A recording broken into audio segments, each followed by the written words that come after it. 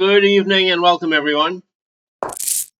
We're here in the upper 2200s, vying for that 2300 here against Rusbus, another Polish. The Poland people are always in the fight for the 2300. They're tough. They like to go with the C5 line, I believe.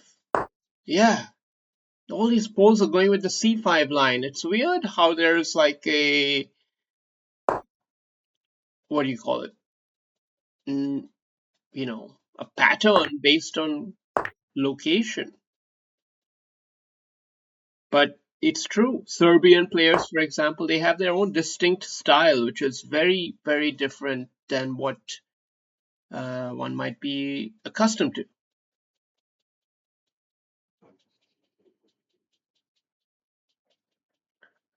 This is the position, right? This is the position.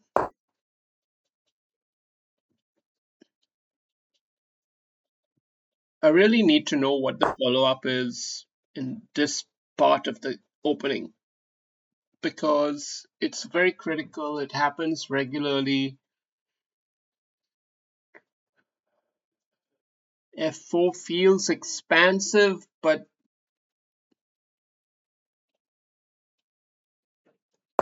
let's preempt it a bit with BE2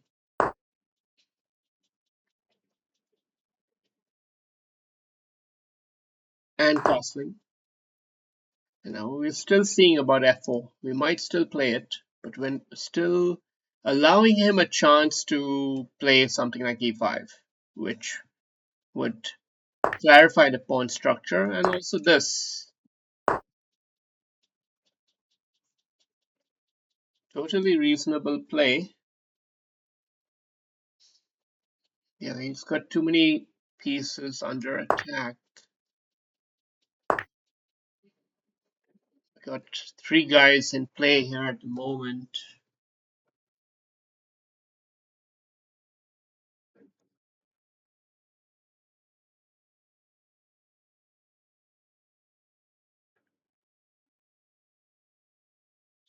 I guess in principle, what we would love is to win the fianchettoed bishop, right? Isn't that the general,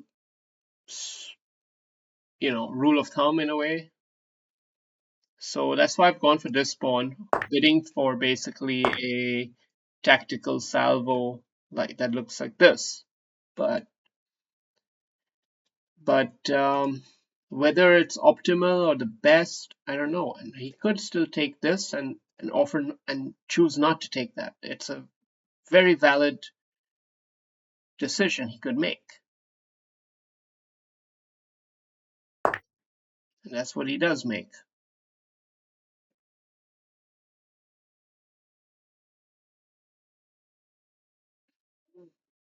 I don't know. Maybe I misplayed it. Yeah, dude, you probably did. Okay. Yeah, somehow I feel like I'm losing the plot here a bit. Yeah. Those two pawns were better looking than this whole setup. It didn't quite go as I was dreaming. But hey, did we just get a Christmas present? I mean, a New Year's present. I think we did. We'll take it.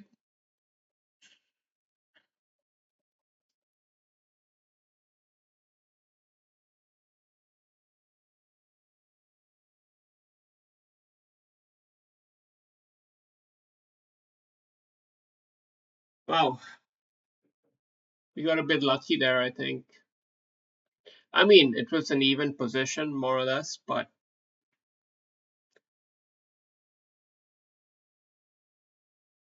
what's he gonna do now? It's a 3+2 game, so he has increment. If he can come up with a good idea, might escape with something less than a. This is a major loss. I think he's got to do that, right?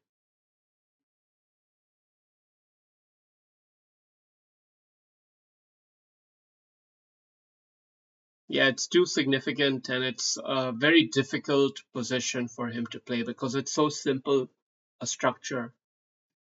so easy for white to just play you know, different ideas. So let's just go through with the motions. Why that check? Why not get that check in too? Why not? And should we disturb this? Also, probably why not?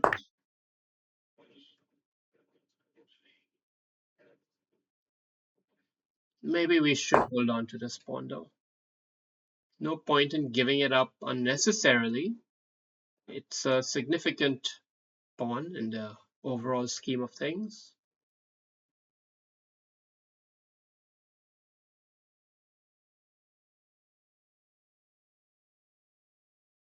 What can his sources of counterplay be in such a position? I mean, it's a horrendous position. He's got to do something very ugly like this to even have anything. So it's a sad place to be for Rusbus. But that is the game you signed up to play, so that is the game you chose to become a 2200 plus player in, which means we all know how many hours you spent playing this, and it's a lot.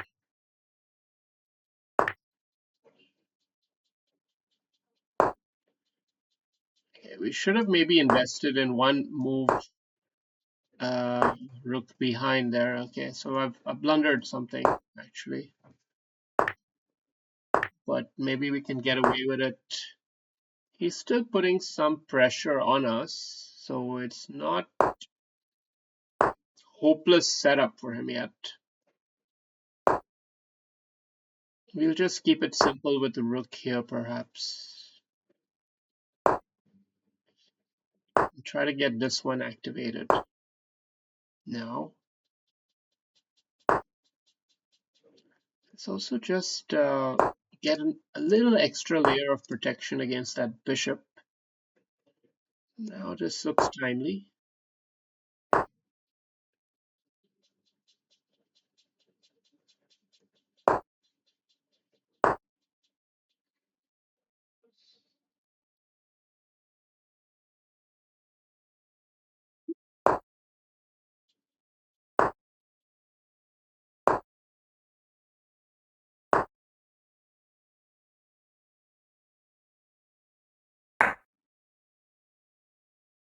He's asking good questions.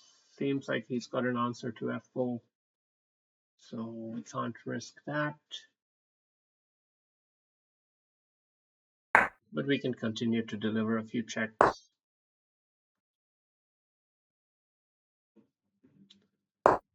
Let's also prepare for a possible pathway that involves getting bishop and pawn for the rook, keeping the two rook advantage. Try to win off this pawn as well if we can muster it. Because this rook's doing a very good job defending the root chakra. It's not going to be easy for him to defend that. So, yeah. Good game. Good game. Tough fight. I mean, when you're playing for trying to reach 2300, all the people bring out the big guns, and we had a 93 versus a 90, so it was a tough game. And let's just see how it was. All book. Okay, rook c1 is inaccurate, huh? It's important for me to know that this is slightly more normal.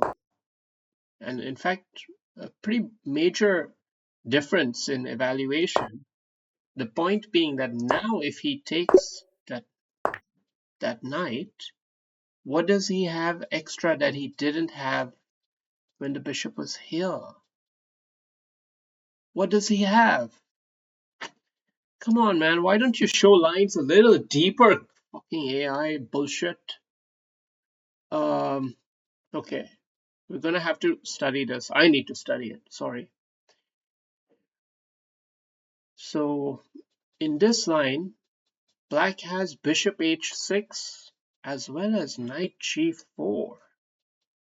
Wow. What? Knight g4.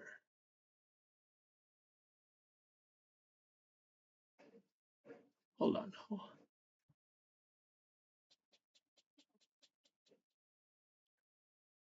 No. That's a different line. Okay. So bishop h6 is the best line here. A6 is another option, and queen a5 is another option. But the one which holds the edge is bishop h6, which basically forces the rook to have to move. Or, yeah, I mean, we can even ignore that and just do an exchange sack. But this is sort of the general idea. And e5, bishop e3, and double it. This is the point.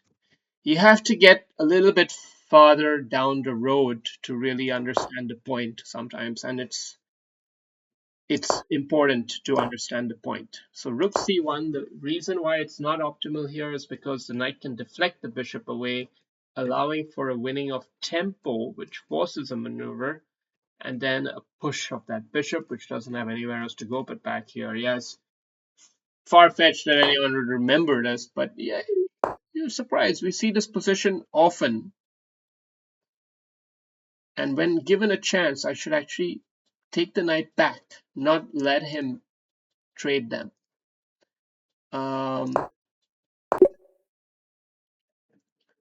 This is seemingly more secure, is to keep the knight on the board, rather than the line where he can take it, because if he takes it, we have to go a little bit deeper again. If he takes it, well, once again, bishop h6. Once again, it's the same idea. It wins the tempo. It wins the tempo, and rook c2 is probably best. And e5 comes again. It's the same idea all over again. God damn it. It's like Groundhog Day moment. Okay, right. So if we don't play that, however, we went into this funky line here where I tried to win the bishop trade, but I misjudged it, and he took the correct pawn there.